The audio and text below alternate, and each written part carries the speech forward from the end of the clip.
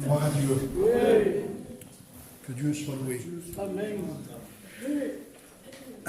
Voilà, donc je vous salue de tout mon cœur. Je vous salue fraternellement. C'était l'apôtre Paul qui employait ces mots, qui disait « Je salue mes frères ». Même il disait lui, « Saluez-vous par un saint baiser ». C'est-à-dire que parfois il peut y avoir des baisers qui ne sont pas saints. Il peut y avoir le baiser de Judas. Mais Paul disait « Saluez-vous par un saint baiser ». Amen. Amen. Et je bénis Dieu ce matin de me trouver au milieu de vous, de pouvoir partager ce qui est le plus important sur la planète Terre. C'est la parole de Dieu. Amen. Tout passera. Il y a eu des hommes qui ont été beaucoup plus grands que nous. Ils sont passés. Le peuple pleurait pour pas qu'ils partent. Le peuple pleurait pour pas qu'ils meurent. Mais c'est comme ça, il fallait partir. Et un jour, on doit partir. Ça veut dire que l'important ce matin, et l'important dans notre propre vie, parce que si Jésus est important que ce matin, c'est triste. Malheureusement, dans beaucoup d'endroits aujourd'hui, beaucoup de chrétiens et de chrétiennes, Jésus devient très important le dimanche matin de 10h à midi. C'est triste quand Jésus devient important de 10h à midi le dimanche. Puis la semaine, cette importance, elle se perd. Jésus n'a plus la même importance dans la semaine. Mais dimanche, il devient plus important. C'est triste. C'est vrai ou pas ce que je vous dis? Je disais une fois, vous avez remarqué parfois la concentration qu'il peut y avoir dans un culte. On est concentré particulièrement dans un culte, je disais. On se concentre, on est là, on n'est pas loin de l'extase. Vous voyez, quand arrive le moment du pain et du vin, on est là, on prend le pain, on prend le vin, on se concentre un peu. Vous voyez, on est là. Et je disais une fois dans un culte, j'ai dit, pourquoi il y aurait tant de concentration à ce moment-là? Parce qu'en réalité, on n'a pas besoin d'être tant concentré entre le pain et le vin. Oui, je ne dis pas que c'est comme ça, mais ça peut arriver. Ça devient presque... comment je pourrais dire voilà, on a presque peur. Alors on est là. Je pense que le sérieux de Dieu n'est pas que le dimanche. Le sérieux... vous savez, j'avais aimé ce que disait un jour Juanito, un chrétien, c'est sérieux. C'est sérieux, un chrétien. Amen. Ce que nous faisons ici, c'est sérieux. Ce que nous sommes en train de faire, c'est sérieux. Ce que je suis en train de dire, par rapport à la parole, c'est sérieux. Vous savez que ça a des conséquences terribles, ce qu'on entend. Je rappelais hier en prêchant la parole de l'apôtre Pierre, où il dira, il valait mieux pour eux ne pas avoir connu. C'est mieux de ne pas savoir si on n'a pas l'intention de ne pas faire. Mais je veux savoir. Et si tu veux savoir sans l'intention de faire, je te plains. Je veux savoir et je n'ai pas l'intention d'obéir. Alors la Bible dit, vous serez jugés plus sévèrement. Il valait mieux pas savoir. Au moins, on aura un petit atout dans le ciel quand on se présentera devant Dieu. Seigneur, c'est bien, passe. Bon, si tu ne savais pas, dit le Seigneur, te comprends. Mais maintenant, tu sais. Et tu ne l'as pas fait. Alors, la Bible dit dans Matthieu 25, je te juge sur tes paroles, serviteur. Je te juge. Tu savais que j'étais un homme sévère? Tu le savais? Tu savais que je n'allais pas passer alors? Je le savais. Mais pourquoi alors tu n'as pas mis mon argent au banquier? Il dit. Pourquoi tu ne t'es pas appliqué? Puisque tu savais que je suis sévère. Vous savez que Dieu est sévère? Vous savez que Dieu est jaloux? Ben oui. Et qu'on ne peut pas se présenter devant Dieu n'importe comment? et qu'on ne peut pas vivre n'importe comment. Alors je prêche, mais non, normalement je n'aurais pas besoin de prêcher avec ce qu'il a chanté. Je l'ai écrit ce qu'il a chanté. Si nous voulons être bénis, passons du temps avec lui. Est-ce que nous le faisons? Alors que va apporter ce culte en plus par rapport à la décision que nous devons prendre et qu'on ne prend pas? Qu'est-ce que je peux vous apporter de plus? Si nous voulons être bénis, nous passons du temps avec lui. Mais on est bénis. Avec ce mot, ça y est, le culte est fait. Mais Seigneur, j'ai besoin de comprendre que pour être béni de toi, j'ai besoin de te donner du temps. Et vous avez remarqué qu'on donne du temps à ce qu'on aime? Oui. Quand quelqu'un dit, tu me poses au temps, parce qu'on n'aime pas. J'ai mes petits-enfants, moi. Et des fois, mes enfants, ils m'apportent mes petits-enfants. Vous savez, c'est pénible, un petit-enfant. C'est pas évident. Hein? Mais il dit, porte-moi le noyau. Porte-moi la noyau. Mais je sais que les 2, 3 ou 4 heures ou 5 heures que je vais les garder, ben, qu'elle va me dire, on sait que je suis là. Mais je les veux quand même. Parce que je les aime. Maintenant, si tu m'apportes ton petit-fils à toi, ben, gaffe-le va. Pourquoi? Parce que si il passe. Comme je ne l'aime pas, le temps que je dois lui consacrer ne va pas se mettre. Mais comme l'autre, qui n'est pas meilleur que le tien, est meilleur ou plus pénible, carré. Mais comme je l'aime, comme je l'aime, il y a mon temps. Amen. Il y a même ma souffrance. Ma fait souffrir, ma estime. Vous imaginez, un enfant nous fait souffrir, on l'aime quand même. C'est un mystère, genre. On l'aime, à quel moment il me mais pourquoi je te passe? Ah, pour pas, pourquoi? Estime. Tu ne peux pas le jeter, tu l'aimes. Et je crois que Jésus veut qu'on l'aime. Hey.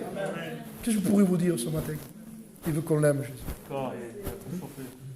Voilà, il veut qu'on l'aime. Mais je ne sais pas. C'est pas grave que tu ne sais pas, mon fils, ma fille, aime-moi. Parce que dans l'amour, on apprend. C'est l'amour qui nous permet d'apprendre. Je vous le prouve. Gaffe un petit foyer jove qui vient de sa casa. Il y a un respect qu'au Bouzdec, à quel petit foyer vient d'avoir un petit enfant. L'année est petite et que tu es 16 ou 17 ou 18 ans ou 20 ans. C'est son petit premier bébé. Ça passe. Ça passe. Quand la mère dit, pas de chine, ça maman. Ça fait chine, ça maman. Donc, pardonnez-moi pour ce que je dis. Il faut le changer comme ça. Quelqu'un bien chine, ça maman. Quand elle fait le biberon, quand on a chine, ça maman. Elle apprend. Et même qu'on lui donne des conseils, elle fera des fautes. Mais pourquoi elle apprend? Parce qu'elle aime. Il y a qui disent, c'est pas Zio. Parce que peut-être on ne l'aime pas. Il y a qui disent, c'est pas Zio. Mais quand on aime, on apprend. Pourquoi tu n'apprends pas? Pourquoi tu n'apprends pas? Tout s'apprend. Quand on aime, on apprend. Tu ne savais pas t'occuper de tes enfants. Tu as appris. Pourquoi? Parce que tu les aimes. Tout dans l'amour. Oui. Alors nous, vite fait, on essaye de battre. C'est pas Zigi, c'est pas Sprega. Non, il faut apprendre à aimer. En aimant, on apprend. Je rappelais hier soir qu'il est très dangereux de savoir les choses. Et c'était la question des disciples, je vous rappelais hier soir. Dis-nous, Seigneur, quand c'est que tu vas installer ton royaume? Dis-nous, Seigneur. Actes des Apôtres, chapitre 1. Dis-nous, Seigneur. Jésus répond, ce n'est pas à vous de connaître. Comment? Non, il dit, c'est pas à vous. Mais vous, il dit, vous recevrez une puissance. C'est-à-dire que le Seigneur nous fait comprendre le souci qu'il a. Nous, les apôtres, eux, voulaient savoir. Et Jésus avait un souci. C'est que je me soucie, non pas que vous devez savoir, je me soucie si vous allez recevoir. Jésus a un souci. Vous savez, l'important, c'est de recevoir de Dieu. On a besoin de recevoir de Dieu. Même si on ne sait pas tout, même si on ne comprend pas tout, mais si on aime, on apprendra. Amen. On apprendra. Et quelques paroles de ce frère m'ont béni. Il faut savoir se mettre à genoux pour recevoir l'onction. Je vous parle de ça en introduction parce que je vais vous parler de la vie de Dieu, de ce que Dieu veut pour nous. Et il faut savoir se mettre à genoux pour recevoir l'onction. Je te pose une question. Quand c'est que tu t'es mis à genoux pour la dernière fois?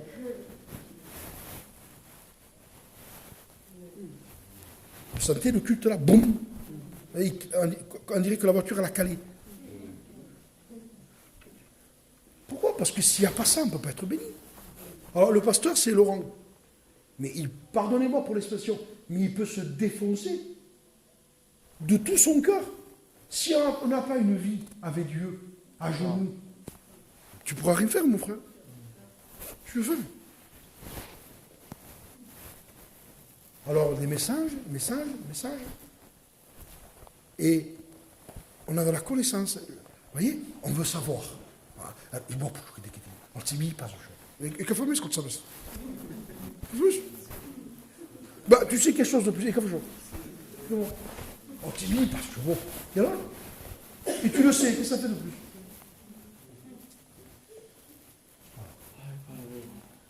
Je ne savais pas que l'apôtre Paul, avant l'apôtre Paul, il s'appelait Saül. Et que fait-on? Pas grave. Et maintenant, je me mets à genoux. Il est chaud la vie d'Aveneo. Je me mets à genoux. Si il faut savoir se mettre à genoux pour recevoir l'onction. Comment vous voulez que l'onction vienne sur une personne ou sur une église qui ne se met pas à genoux devant Dieu? Pourquoi il n'y a plus d'onction dans les églises? Pourquoi des prédicateurs n'ont pas l'onction? Pourquoi des églises sont en train de mourir aujourd'hui? Mais parce qu'il y a tout, sauf une église ou un prédicateur ou un chrétien à genoux. Il y a tout, sauf ça. Alors il y a des missions, il y a des prédicateurs, il y a des cantiques, il y a le piano, il y a tout, mais il n'y a pas le principal.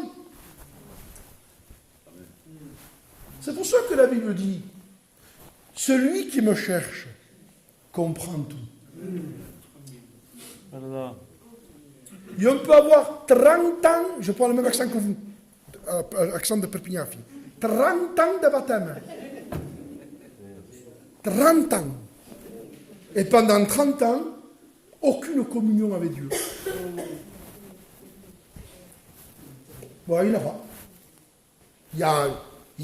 On participe à la réunion, on vient à toutes les réunions, et on n'en manque pas une. Hein.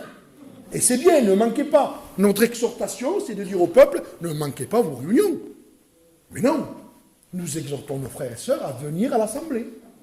Nous exhortons nos frères et sœurs à venir à la réunion. C'est très important, une réunion. Très important. Mais nous savons que la vraie vie avec Dieu n'est pas la réunion. L'autre fois, je prêchais, je me disais, le vrai bol n'est pas celui qui prêche ici. Le vrai bol, c'est celui qui vit à la maison. Le vrai bol qui vit, c'est celui qui vit à la maison avec ma femme et mes enfants. Le vrai toi n'est pas là. Le vrai toi, c'est chez toi. Et comme je vous rappelais hier, il revient. Et je crois qu'il y a beaucoup de choses à mettre en règle. Beaucoup de choses. Vous savez, on peut éblouir dans la prédication. On peut apprendre des notes, on peut écrire, on peut aller sur Internet, on peut apporter des choses. Mais en réalité, où est notre vie de prière? Et alors, je continue. Ce que nous voulons, c'est l'onction. Vous la voulez? Amen. Alors, il va falloir payer le prix. Hein. Alors, je voudrais vous lire un texte dans la parole de Dieu. Je voudrais vous lire dans dans le livre de Luc, au chapitre 12 et verset 49. Je vais vous lire 3 textes. Je vais être très simple. De toute façon, je ne sais pas compliqué quand je prêche. Je veux essayer dans la prédication d'aider mes frères et sœurs. Le but de mon message, c'est de vous aider. Le but de mon message, c'est de vous édifier. Le but de mon message, c'est de vous éclairer. Le but de mon message, c'est de vous faire comprendre quelque chose qui est très simple. Si vous le comprenez, votre vie ne sera plus jamais la même. On est pauvre, on est charnel, on est humain, on est terrestre. On manque de vision, on manque de lumière, parce que nous n'avons pas de consécration. Nous vivons que de réunions. Nous vivons que de réunions. Mais nous n'avons aucune relation avec Dieu. Le christianisme, c'est une relation entre moi et Jésus. Il est venu, Jésus, pour un but, pour qu'il y ait relation entre lui et moi. Alors je vous lis ce texte. Je suis venu jeter un feu sur la terre. Et je voudrais vous lire Actes des Apôtres, chapitre 2,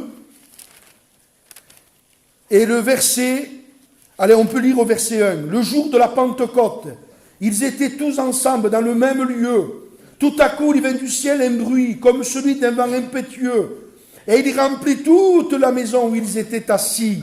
Des langues semblables à des langues de feu leur apparurent, séparées les unes des autres, et se posèrent sur chacun d'eux. Et je voudrais vous lire le texte que j'ai lu hier dans le livre des Rois, au chapitre 18 et verset 38. Voilà mon message de ce matin.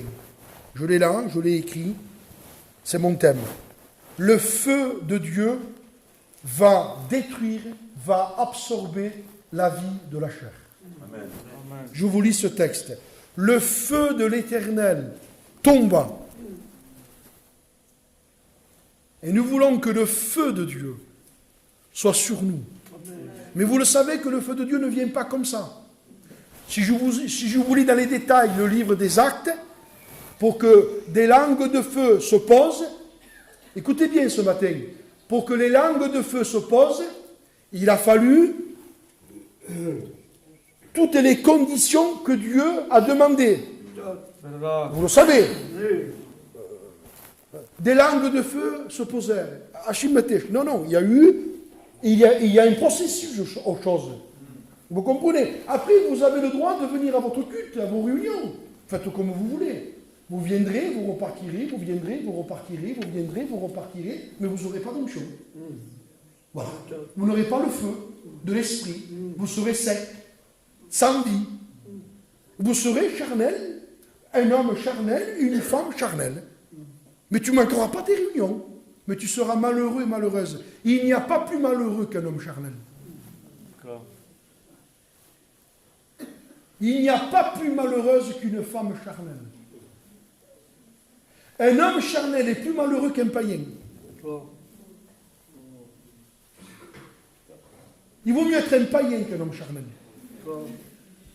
Par contre, il peut y avoir un moment dans notre vie où il y a des baisses, où c'est pas pareil. Des fois on glisse, des fois on devient un peu... on se reprend. Mais vivre une vie charnelle, il n'y a pas plus malheureux. Et je sais aujourd'hui, la Bible dit heureux. Heureux, Seigneur, l'homme dont tu admets dans ta présence. Heureux l'homme dont tu admets, dont tu acceptes qu'il rentre dans ta présence. On ne peut pas rentrer dans la présence de Dieu comme ça. On rentre dans les réunions comme ça. On rentre dans des programmes comme ça. On peut rentrer dans le ministère comme ça. C'est la Bible qui nous dit. Hein. Vous avez des hommes de la Bible qui prêchaient et ils n'étaient pas choisis de Dieu. Ils avaient la démangeaison de prêcher. Paul dit, il y en a qui prêchent Christ par envie. Ils ont envie de prêcher. Là, qui j'ai l'appel. Est-ce que tu pries? Non, tu n'as pas l'appel. C'est juste un désir de monter sur l'estrade. C'est tout. Tu n'as pas d'appel. Comment tu le sais? Comment vous savez que tu n'as pas d'appel? Si tu ne pries pas, tu n'es pas un homme de l'esprit, tu n'as pas l'appel. Parce qu'il y a, voilà, tu as envie de prêcher. Voilà, tu veux qu'on te voie. Ça arrive ça parfois. C'est la Bible qui nous dit. Il y en a qui prêchent Christ par envie. J'ai envie de prêcher. Je voudrais me lever. Non, assis-toi, reste assis. Il faut commencer à s'asseoir déjà. C'est pour ça qu'on a plein de problèmes. De partout, on a voit plein de gens à Gien. D'ailleurs, j'y étais il y a presque 20 ans, et on avait découvert un petit jeune étudiant dans les toilettes en train de fumer. Vous voyez, il n'avait pas la peine. Fumer de cachette. Alors, les frères, ils l'ont pris, les anciens là-bas, ils l'ont jeté dehors. Il a dit, va te promener, mon fils, rentre chez toi. Vous voyez? Paul dit, il y en a qui prêchent le Christ par esprit de dispute. C'est-à-dire, ils montent sur l'estrade, et ils arrangent leurs affaires avec les gens en bas. Voilà. Je vais me confier avec lui, mais comme je suis à... Pardonnez-moi, je vous prêche avec mon cœur. Hein. Je ne vous connais pas, moi. Hein. Je vais me confier avec lui, et comme je vais me confier avec lui, il faut que je règle mon problème avec lui. Mais comme je suis un lâche, que je ne suis pas un homme, donc j'attends le moment de prêcher pour y envoyer des flèches. Paul dit ça, il dit c'est l'esprit de dispute. Il dit. Voilà. Moi j'ai vu moi ça dans ma vie. J'ai vu des chrétiennes prophétiser pour se servir de la prophétie pour dire des choses à un frère. J'ai vu ça, moi. Je ne veux pas faire rire. Hein. On est en train de vivre ça. Hein. Alors, je ne veux pas... Je ne sais pas. Le Seigneur te dit... Non, mon frère, c'est pas ça, ma soeur, c'est pas ça. Pas du tout. Le Seigneur ne peut pas se servir de toi, tu pries jamais. Comment vous voulez que Dieu se serve de nous? On n'est pas un homme de prière. On n'est pas un homme avec la Bible. Comment vous voulez que Dieu se serve de nous? Dieu va se servir d'un instrument impur, sale? Oui ou non? Est-ce que toi tu boirais dans un verre sale? Eh bien, Dieu non plus. J'ai aimé ce que disait mon ancien l'autre fois peut-être. Il disait, et ça m'a béni ça, il disait ce piano-là, il parlait du micro, enfin, moi je le dis comme je l'ai entendu, mais autrement, le micro, le piano, la guitare, imaginez un païen qui vient là, et qui disait, vous me prêtez votre piano, votre micro, pour faire un mariage païen avec les Sinaïs. Est-ce que vous leur prêterez? Maille dans la bide. Pourquoi? Ça appartient à Dieu, ça. Ça aussi, c'est les instruments de Dieu. Peux-tu sûr que ça aille dans un mariage païen? Et peut-être disait, et pourquoi toi tu y vas? Donc il est plus le piano que toi.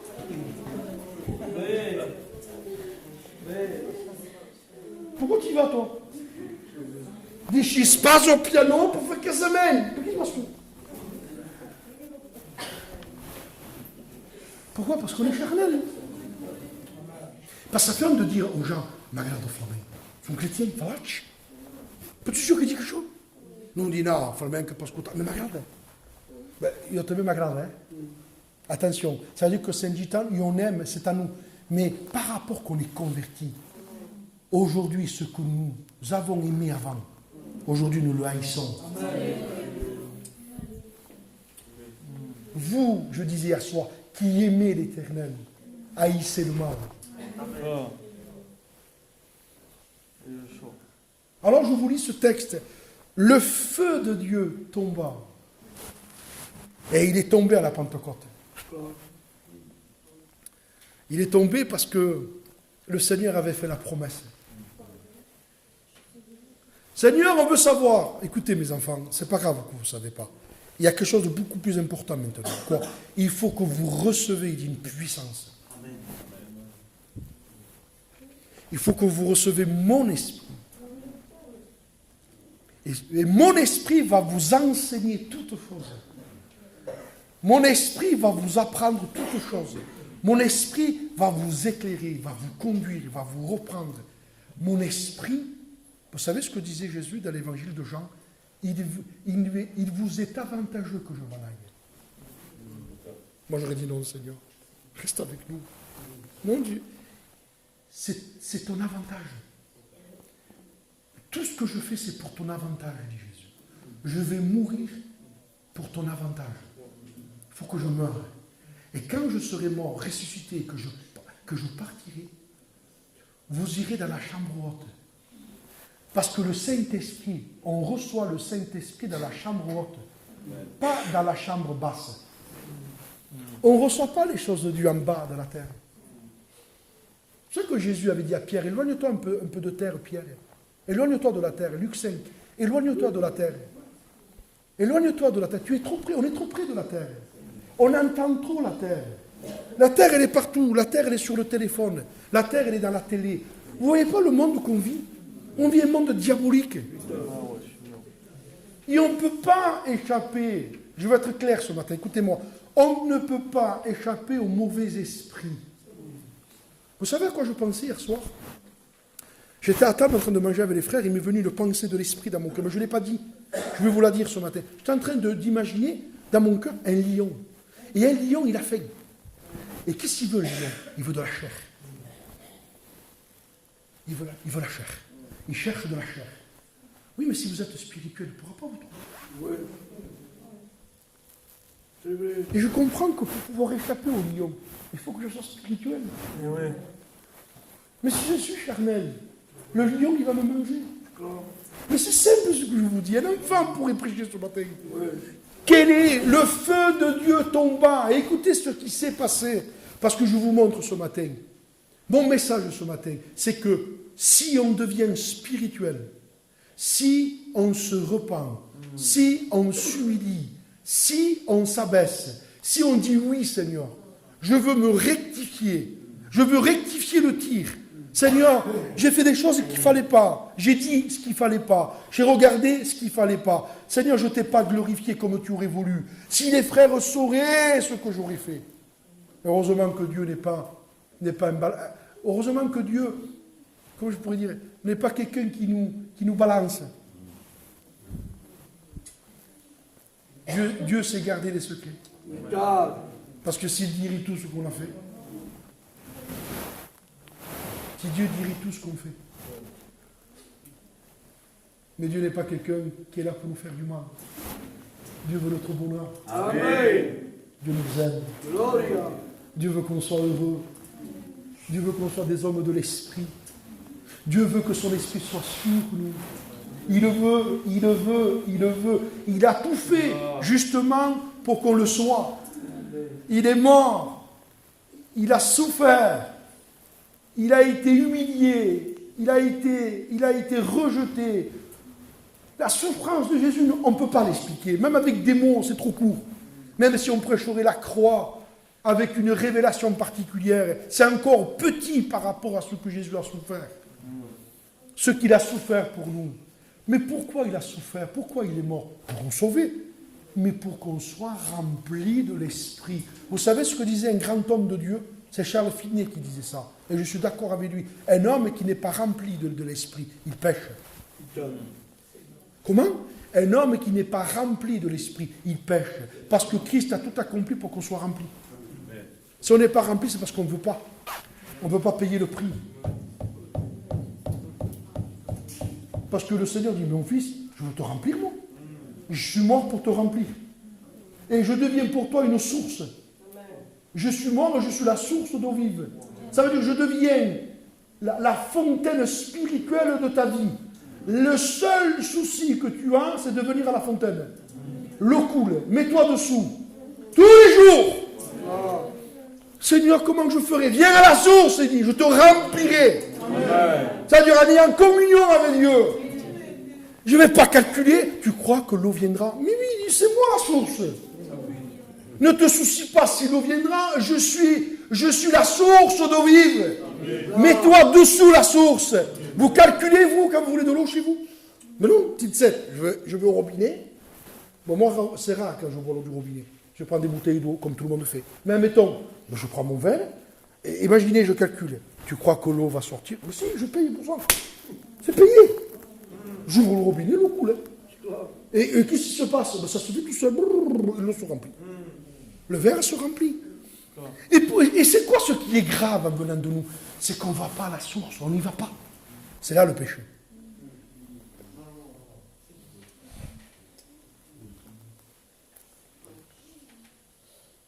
Il a volé. Il a menti. Des choses que vous savez qu'on peut faire et qui est arrivé parfois dans les églises. Des fois, je ne veux pas vous choquer ce matin, Mais la Bible le dit, et ce que nous avons vu par notre expérience, c'est arrivé. Des fois dans les églises, c'est là où il y a les plus grands péchés. Des fois dans les églises, il y a le vol, le mensonge, l'adultère. C'est vrai ou pas? Mais oui, vous n'avez pas entendu parfois. Comment dans l'église? Dans l'église. On dira, t'as vu ce qu'il a fait? Mais frère, c'est que le fruit. Le fruit de ce qu'il a fait, c'est parce qu'il n'allait pas à la source. Si tu ne vas pas à la source, tu commettras l'irréparable. Si tu n'as pas de communion avec Dieu, tu feras ce que tu ne veux pas faire. C'est pas Paul qui disait ça, je veux faire le bien, je fais le mal. Mais pourquoi? Alors il pousse un qui va me délivrer? Mais qui va me délivrer de ce corps? Il ne dit pas, regardez-nous, Seigneur, délivre-moi de lui. Excusez-moi, délivre-moi de lui. Il nous dit, Seigneur, il faut prier, délivre-moi. Lui dit, tu t'es trompé. Il faut que je te délivre de toi. De toi. De toi. Qui me délivrera de ce corps? De ce corps qui a des yeux, qui a des oreilles, qui a une langue, qui a des mains, qui a des pieds, et que tout ça peut servir le péché. Qui me délivrera de ce corps de mort? Et l'apôtre Paul pousse un cri et dit, le seul qui peut me libérer, c'est Christ. Amen. Ça veut dire, c'est que je me mets à sa disposition, je me soumets. Et Seigneur, je me plie à toi. Et je veux plier ma vie, ma volonté aux paroles de ta bouche. Je veux le contact avec Dieu. Le feu de Dieu tomba. Et je rappelais hier, il consuma l'Holocauste. Et je rappelais hier que le feu, vous mettez un bélier, un agneau, un taureau, vous pouvez mettre ce que vous voulez. Le feu détruit. Il consuma le bois. Pas de problème. Un jour, j'ai fait une expérience. J'étais en train avec le respect que je vous dois, j'étais en train de veiller dans la moussogle qui était partie. Et on était là avec quelques frères. Et c'était l'hiver, donc on a fait un feu. Et on était là. J'étais assis. Et je voyais à un moment donné qu'il y avait des morceaux de bois qui dépassaient le feu. Ça gênait. Ça faisait de la fumée. Vous voyez? Ça gênait plus qu'autre chose. Alors j'ai essayé de prendre un autre bois pour essayer de casser ce bois. Alors j'ai pris un bois et j'ai frappé dessus. Puis il ne cassait pas. Et au bout de, je ne sais pas moi, 30 secondes, j'ai dit, ah ben ça va. Et je l'ai laissé. Et je me suis assis. Et j'ai attendu. Et d'un coup, j'ai entendu au bout de, je ne sais pas, 5-10 minutes, j'ai entendu clac. Et j'ai vu le bois, boum, boum, tomber dans le feu. Et l'esprit me dit, tu vois, ça c'est toi. C'est un bois sec, dur. Et il n'y a que le feu.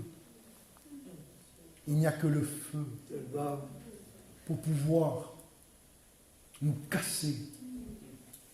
Il n'y a que le feu de Dieu qui nous permet de nous libérer de nous. Il n'y a que le feu qui peut me libérer de moi. Le moi, l'homme orgueilleux, l'homme fanfaron, l'homme qui peut faire des disputes, l'homme qui peut dire des bêtises un coup qu'il est en colère. Vous savez, il dit, la Bible dit la pression du nez produit du sang, mais la pression de la colère produit des querelles. C'est cet homme charnel, vous savez, des fois on est charnel, ce que j'ai. Pourquoi? Parce qu'on n'est pas sous l'onction.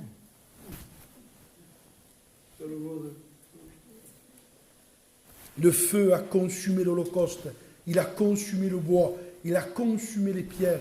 Et je vous montre ce matin, à travers ce texte, que tout est possible à celui qui croit. Amen. Écoutez ça. Et il absorba l'eau qui était dans le fossé.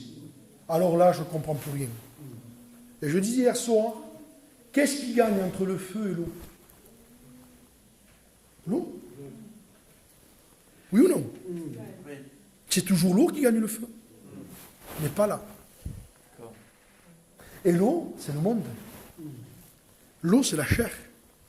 Et Dieu m'a montré à travers ça que je suis cette eau. Vous avez vu l'eau? On ne peut pas la saisir. L'eau, elle s'infiltre partout. L'eau, elle prend la forme de tout. peut faire le spirituel, le petit. On sait tout faire. Parce que la chair, elle est forte. On est comme l'eau. L'eau, vous la mettez dans une petite bouteille, elle devient petite. Vous la mettez dans une piscine, elle devient grande. C'est tout fait, là, les gars. Et en voyant l'eau, je voyais l'être humain, c'est une fois. Mais quand le feu de Dieu est tombé, le feu de Dieu, l'eau n'a pas éteint le feu. C'est le feu qui a absorbé. Le feu a calciné. C'est un mystère, mes frères. Le feu a calciné, a séché l'eau. Ça veut dire que quand on se met sous la direction, quand on se met sous l'esprit, ce n'est pas nous à nous. Ce n'est pas l'esprit qui se soumet à nous. Nous, on veut que Jésus fasse comme nous, on veut. C'est pour ça que le Seigneur ne peut pas rien nous confier. Ce matin, j'étais en train de lire ma Bible.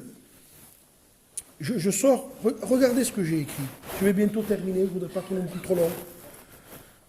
Écoutez ce que j'ai écrit. Jean, le disciple qui était près de Jésus, va lui confier des responsabilités. Quand on est un homme de communion, il y a qui dit, Seigneur, pourquoi tu me confies rien à moi?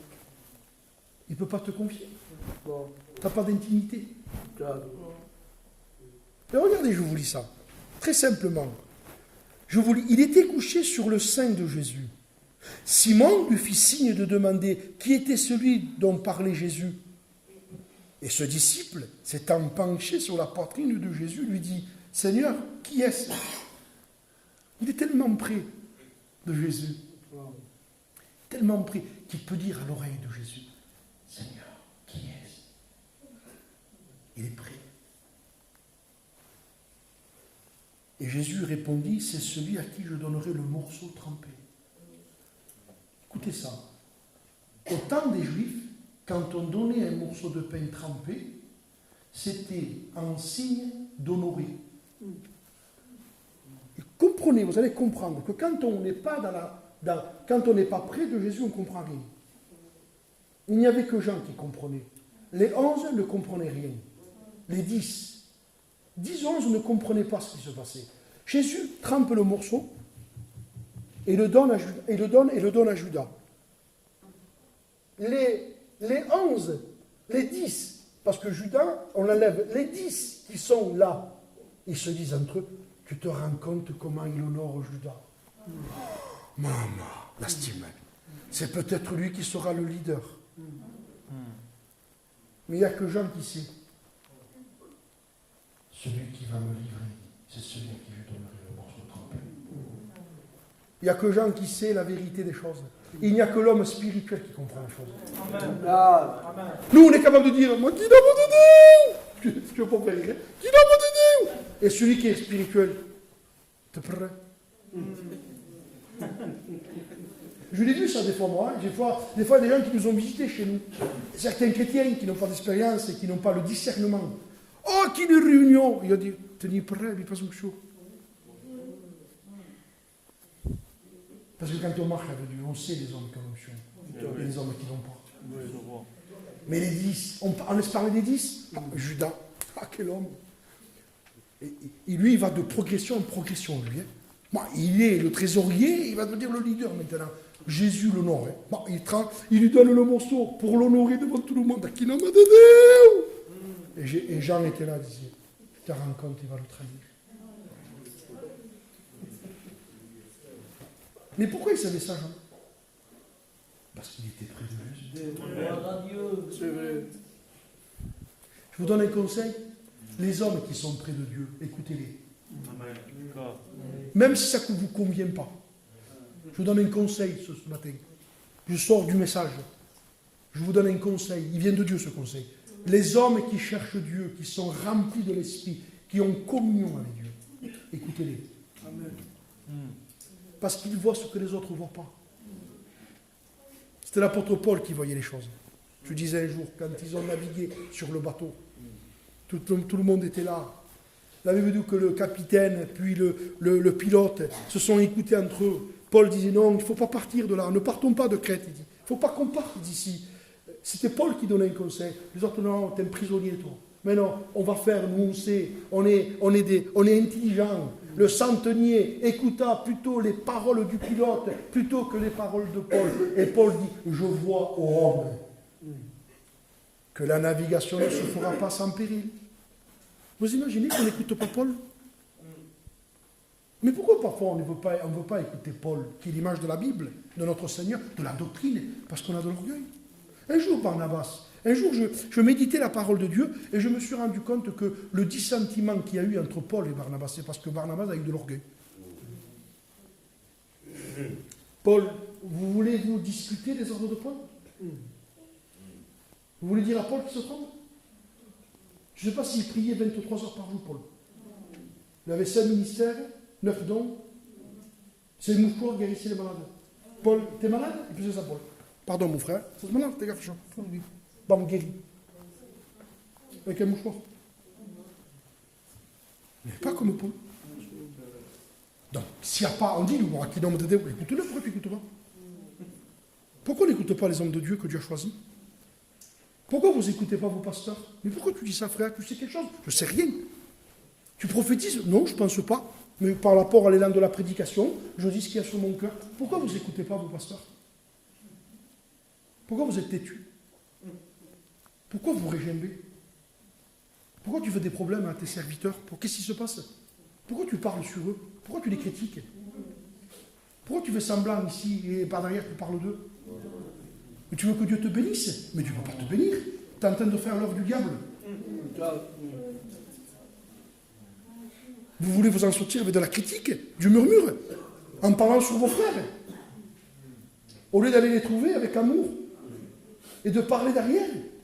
Mais c'est charnel, ça, mes frères. C'est pour ça que nos églises se détruisent. Eh oui. Alors après Laurent, il ne va pas, Laurent. Alors on mettra lui. Après lui, il ne va pas. Mais c'est lequel pasteur qui te convient, toi? Il n'y en a pas un qui te convient.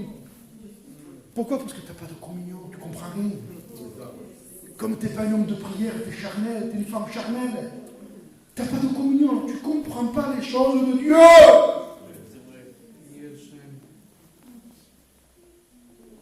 Alors tu veux écouter des messages, mais tu ne comprends pas. Parce que c'est celui qui cherche Dieu qui comprend. Amen. Et quand on rentre dans sa chambre et qu'on a communion avec Dieu, et qu'on a fait certaines choses, nous sommes obligés de pleurer. Seigneur, mais qu'est-ce que j'ai fait? Mais qu'est-ce que j'ai dit, Seigneur? Mais pourquoi j'ai fait du mal à mon frère? Mais qu'est-ce? Des fois, il faut se parler. Un jour, je me suis parlé. Qu'est-ce que t'as, démon? Démon, que tenez?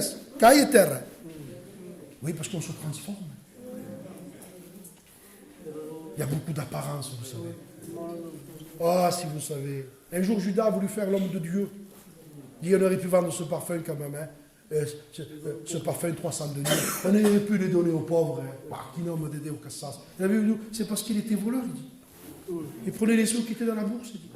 Mais on sait rendre les situations spirituelles pour les renverser, mais c'est charnel. C'était un trésorier qui volait. Il volait dans la caisse. Vous savez, j'ai médité la vie de Judas. Dieu voulait le sauver. Oui. Jésus l'a toujours aimé. Oui. À un moment donné, posons une question dans l'évangile de Jean au chapitre 6. Regarde ce que dit Jésus. Parce qu'il sait. Vous savez, on dira, certains disent, quand même, le Seigneur, il a été fort, le Seigneur, quand même. Hein. Il a livré. Oui, non, il n'a pas. Judas n'était pas parce que Jésus a dit, ça sera toi. Non, c'est par rapport à son choix. Il volait. Il est resté 3 ans et demi avec Jésus. Pendant 3 ans et demi, il péchait et ne se repentait pas. Si vous péchez, vous ne vous repentez pas, vous serez frappé d'un esprit d'égarement. La Bible dit, 100 ans, Satan entra dans Judas. Ne vous amusez pas. On ne joue pas avec Dieu. Hein. Vous péchez, vous ne vous repentez pas. Vous péchez, vous ne vous repentez pas. Vous prenez la Sainte Seine. Vous péchez, vous ne vous repentez pas. Vous prenez la Sainte Seine. Vous péchez, vous prenez le pain et le vin. Pas de repentance. Pas de repentance. Vous faites semblant. Un démon peut rentrer en vous. Hein. C'est la Bible qui le dit. Hein. Et plusieurs, ils sont morts avant le temps. Il dit, ils sont morts avant le temps. Ils sont malades parce qu'ils prennent la Sainte Seine indignement. Sans se repentir, sans s'observer. La Bible dit, examinez-vous pour savoir si vous êtes dans la foi. Ne vous amusez pas avec l'Évangile. C'est une chose terrible de tomber entre les mains du Dieu vivant. Il vaudrait mieux tomber dans les mains du diable. Tu cries à Dieu et te libère. Mais si tu tombes dans les mains de Dieu, qui va te libérer? Ça se fout tout. Dieu est patient. Ça, c'est un téléphone. Vous avez pas qu'à oui. Pendant 3 ans et demi, Judas. Et j'ai aimé Jésus. Pourquoi il lui dit rien? Ben, si c'est moi, j'aurais dit. Moi certainement que j'aurais fait ça peut-être. Seigneur, qu'à sortir de l'église, c'est quand même. Maman Chokafa, Jésus est patient. Il sait qu'il le vole, mais Jésus dit rien. Il sait qu'il le vole, mais Jésus l'envoie prêcher quand même. Parce qu'il se dit peut-être je veux le gagner. Donc il dit prêche. Prêche pour tout. On peut prêcher partout et être un Judas.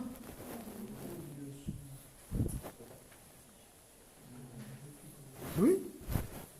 C'est pas ce que je fais qui compte. C'est ce que je vis. 3 ans et demi, Judas. Et à un moment donné, le Seigneur va le mettre au pied du mur. Il dit, vous, les 12, c'est moi qui vous ai choisi. Oui. Pourtant, l'un de vous est un démon. Mais pourquoi il dit cette parole forte? Vous lirez ça dans Jean 6, verset 70. Je vous ai choisi, vous les 12. Il dit, mais pourtant, l'un de vous est un démon. Écoutez bien ce matin. Pourquoi il dit ça? Parce que là, il envoie un message fort. Il attend que Judas dise, c'est vrai, Seigneur, c'est moi. C'est vrai, c'est moi. Ça fait 3 ans que je te vole. Ça fait 3 ans que je prends dans la trésorerie de l'église. C'est moi, c'est. Pardon. Le Seigneur le pardonne. Mais il ne veut pas se repentir. Il joue un rôle. Jean 13 maintenant. Judas. Jésus, pendant le souper. Vous savez que Judas n'a pas participé à la Sainte Seine? Et vous savez qu'aujourd'hui, il y a beaucoup de Judas qui participent à la Sainte Seine? Donc Jésus n'a pas voulu Judas. Donc nous, on ne doit pas accepter les gens qui vivent dans le compromis, dans le péché. Tu ne prends pas la Sainte Seine. Va la prendre autre part. Arrange ta vie premier. Judas n'a pas participé à la Sainte Seine. Il n'a pas entendu le message de Jean 15. Il n'a pas entendu le message de Jean 17. Il n'a pas entendu le message « Aimez-vous les uns les autres ». Judas ne pouvait pas aimer. Un cadeau de messe. Si splaus telefoon.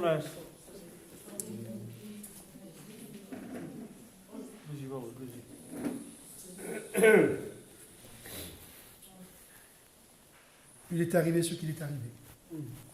Pourtant Jésus l'a aimé. Il prend une bassine, il lui lave les pieds. Il le regarde dans les yeux. Si c'est moi, je m'écroule sur la chaise.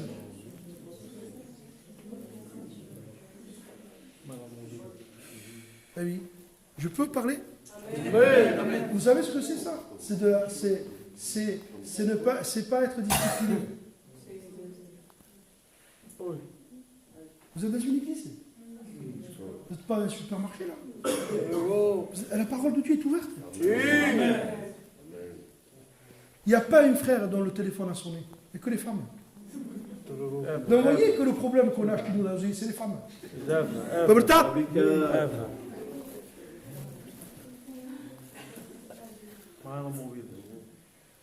Non, parce que tout simplement, on a besoin de discipline. On a besoin d'écouter nos pasteurs. Et on a besoin de se soumettre. C'est le départ de vouloir le feu de Dieu. On a besoin de discipline. Notre culte commence à telle heure, il faut y être. C'est la discipline. Je rentre ici de suite, j'éteins mon téléphone. Amen. Je rentre dans une église. Mais comme on n'a pas, ça peut arriver une fois. Je ne dis pas que ça ne peut pas arriver, mais si c'est constamment, c'est parce qu'on a la tête en l'air. On n'a pas de communion, on n'a pas de prière. Donc on ne prend pas les choses de Dieu au sérieux. On s'amuse. C'est pour ça qu'il n'y a pas de fruits. C'est pour ça qu'il y a de la colère. Il y a des murmures. Et à la maison, il y a ce que tu es en train de vivre chez toi. Que tu racontes à personne. Et qu'il n'y a pas de vie avec Dieu. Moi je crois ce matin. Alléluia. Que si dans notre cœur, Amen. il y a un désir de vouloir venir à lui. Amen. Je vous donne un conseil. Un conseil, je vais vous donner. Même si vous ne venez pas à la réunion pendant un mois. Pendant un mois, ne venez pas s'il faut. Mais pendant un mois, tous les jours, passez 2 heures dans votre chambre avec la Bible et priez. Prenez votre Bible et priez chez vous. Passez du temps. Je vais finir. C'est insupportable pour la chair de passer du temps devant Dieu. Des fois, je me parle, je suis capable de prêcher 1 heure, 1 heure et demie. Alors des fois, je me dis, hypocrite que tu es. Tu es capable de prêcher pendant 1 heure? Tu n'es pas capable de rester à genoux pendant 1 heure? Si je ne me mets pas à genoux pendant 1 heure, si je ne suis pas devant Dieu, je ne veux plus prêcher. Dieu m'est témoin que je rends ma carte. Prêcher sans avoir communion avec Dieu dans le secret, je n'en veux pas. Vous savez ce que disait un cantique, et je finis, allez. Je vais finir avec un texte de... J'ai aimé ce cantique qui disait, si je fais entendre ma voix parmi les foules, et que ma voix n'est pas entendue dans ton palais, à quoi cela me sert? À quoi ça sert? Un jour, je sortais de la maison de mon fils, et je suis parti de la maison de mon fils jusqu'à ma voiture. Il y a 100 ou 150 mètres, le parking où il y a les bars là-bas. Et en marchant, j'ai senti une parole de l'Esprit qui me disait, il faut que ta voix devienne familière dans le ciel. Je vous explique. Ce frère, il m'appelle demain. Allô? Ouais.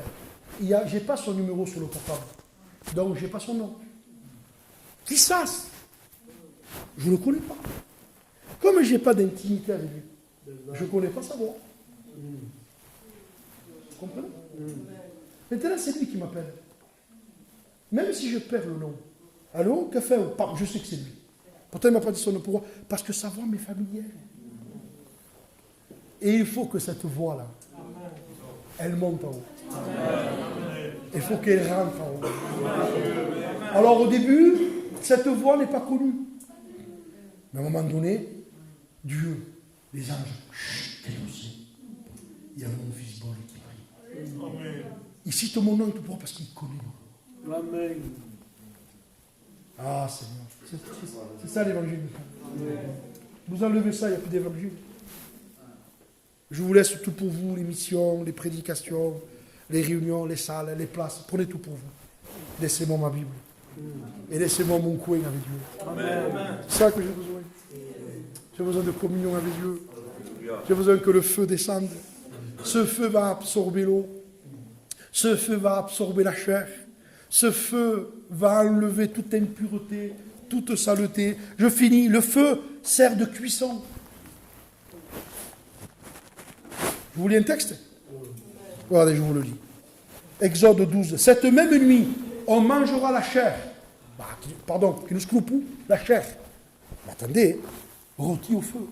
Qui se beau. Mangez le viande crue, vous. Mais quand une chair est bien cuite, ça m'arrive parfois de faire un gigot d'agneau chez moi, je le fais au four. Cru, c'est mangeable, mais dans le four. Le four. Et je voudrais vous dire que on a besoin d'aller dans le four. Parce qu'on ne peut pas donner à manger au peuple quand on est cru. La chair. Alors il dit, on mangera la chair, il dit, rôtie au feu. On la mangera avec des pains sans levain, des herbes amères. Vous ne la mangerez pas à demi-cuit, ni bouillie dans l'eau, ni demi-cuit, ni bouillie dans l'eau. Mais elle sera rôtie au feu. C'est bien précisé, rôtie au feu. Et l'Éternel est un feu. Gloria.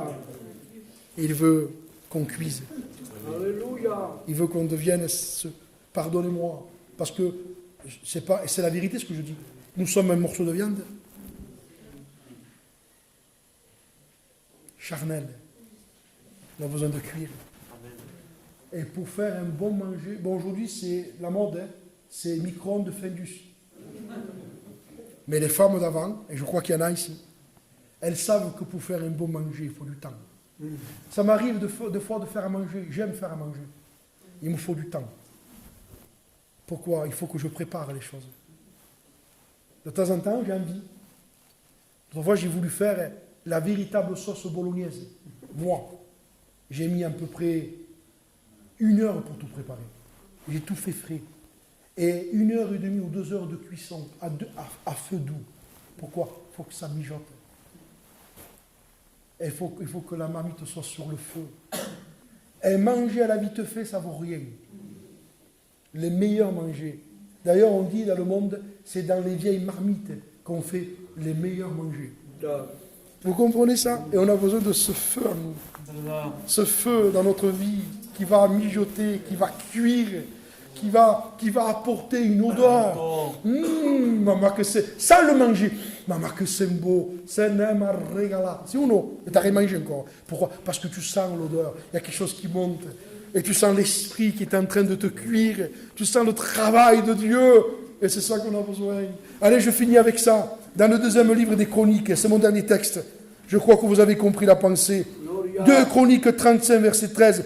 Il fit cuire la Pâque au feu.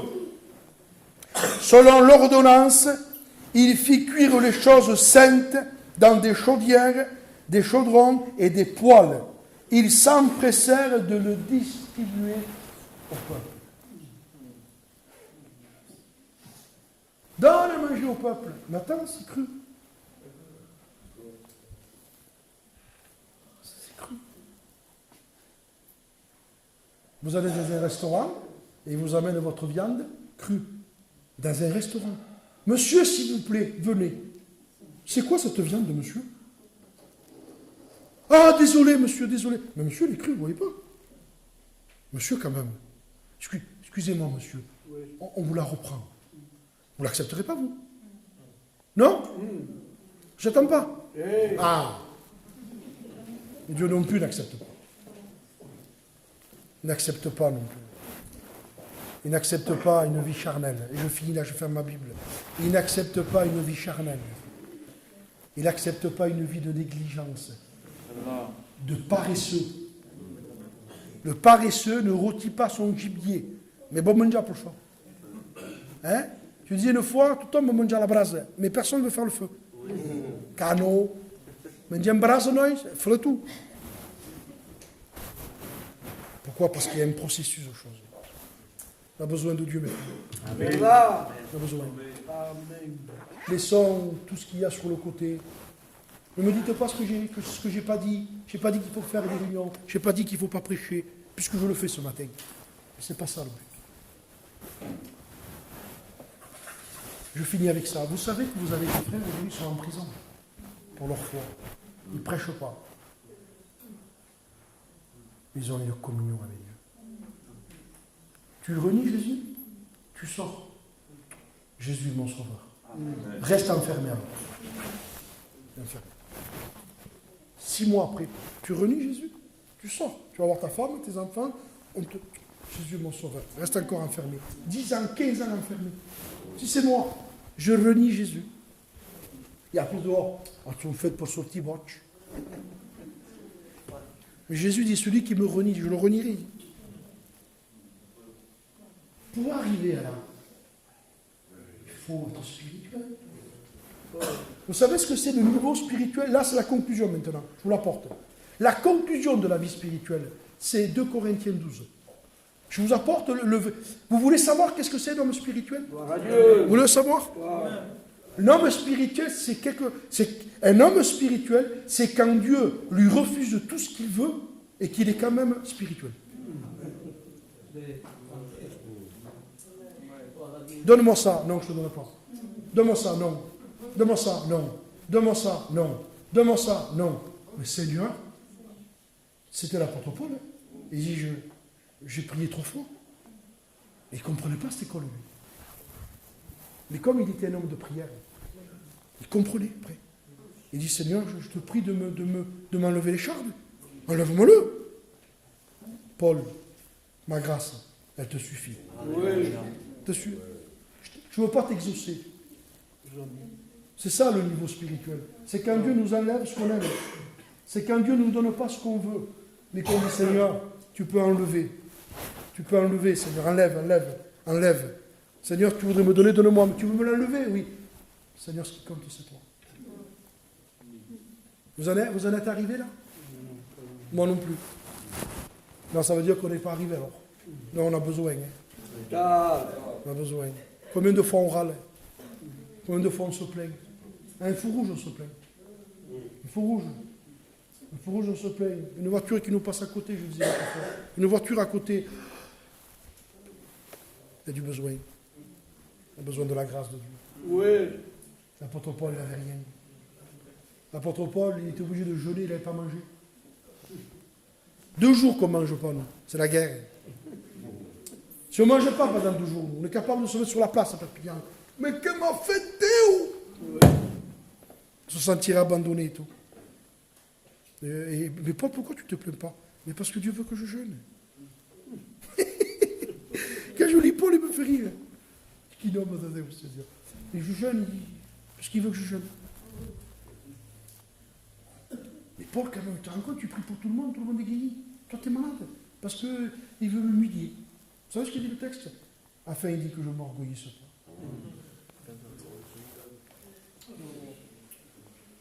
Dieu ne veut pas qu'on soit orgueilleux. Mais ce qu'il y a, c'est qu'on en est. On est orgueilleux. Comment on fait alors? Eh bien, Dieu s'occupe de nous. C'est pour ça qu'il nous envoie dans le feu. Le feu aussi, c'est l'épreuve. Le feu, c'est la purification. Notre foi est plus précieuse que l'or qui est éprouvé par le feu.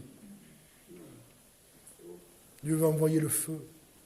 Et qu'est-ce qui se passe dans le feu? Eh bien, il sort tout ce qu'il y a dans le cœur. Et là, on se rend compte qu'on n'a pas bien bâti, qu'on est charnel et qu'on a besoin de Dieu. Amen. Voilà, je vous souhaite une bonne année. Amen.